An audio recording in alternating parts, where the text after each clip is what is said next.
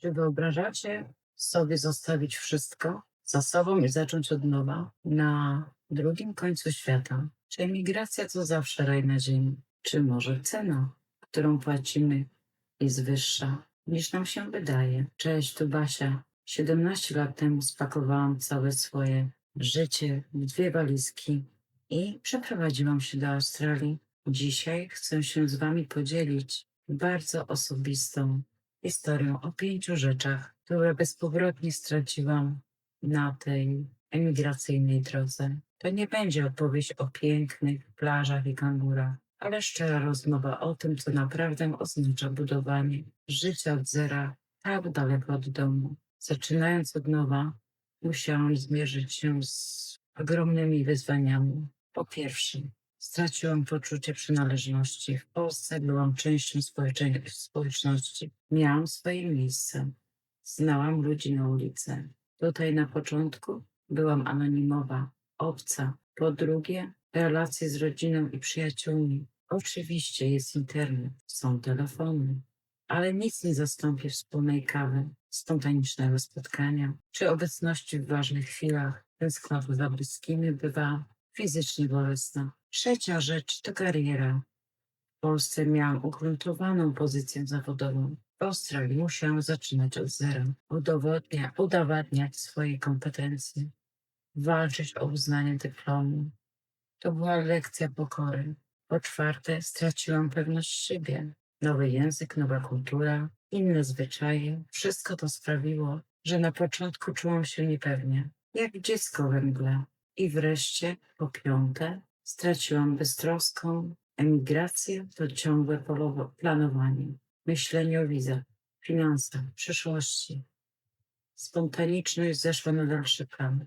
Każdy z tych strat była jak mała cegiełka dokładana do muru, który czasami wydawał się nie do pokonania. Zgłębiając się w te straty, muszę przyznać, że najtrudniejsza była utrata bliskości z rodziną. Kiedy dzwoniła mama i opowiadała o niedzielnym obiedzie, czułam ukłucie w sercu. Wiedziałam, że omijają mnie urodziny, święta, codzienne radości i smutki. To poczucie bycia poza głównym nurtem życia rodzinnego jest czymś, do czego chyba nigdy w pełni się nie przyzwyczaiłem. Jeśli chodzi o karierę, pamiętam, jak wysłałam setki CV i nie dostawałam żadnej odpowiedzi.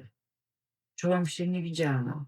Moje doświadczenie z Polski zdawało się nie mieć żadnego znaczenia. Musiałam pójść na kursy, zdobyć lokalne certyfikaty, pracować poniżej kwalifikacji, żeby tylko wejść na rynek. To było frustrujące i podkopywało moją wiarę we własne możliwości.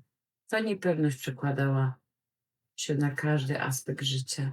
Bałam się odezwać, załatwić coś w urzędzie, a nawet pójść do lekarza. Czułam się oceniana przez pryzmat mojego akcentu, pochodzenia.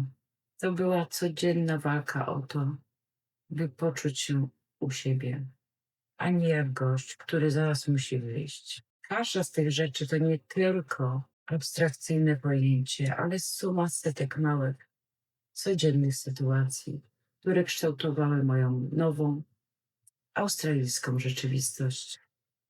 Pewnego dnia, siedząc samotnie na plaży, poczułam falę ogromnego smutku. Patrzyłam na ten rajski krajobraz i myślałam sobie, mam wszystko, o czym marzyłam, a czuję się tak pusta.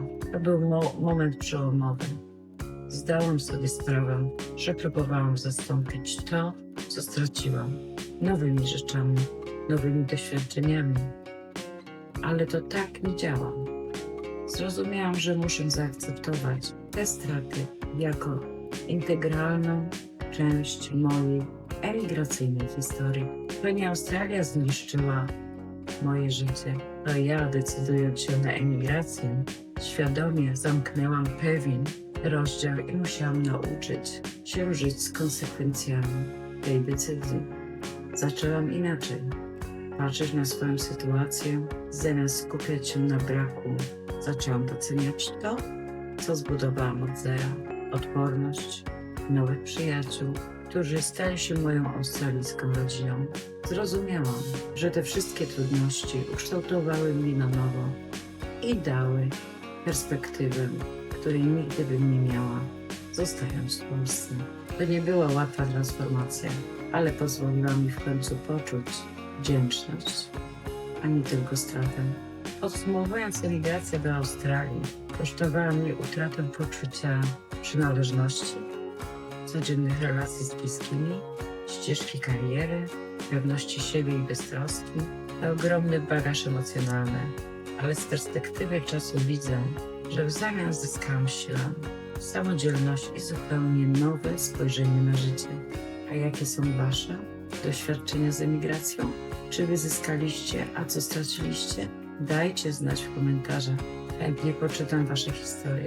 A jeśli ten temat jest Wam bliski, zapraszam do obejrzenia mojego innego filmu o kulturowych różnicach między Polską a Australią, która będzie w następnym odcinku. Dzięki za oglądanie i do zobaczenia.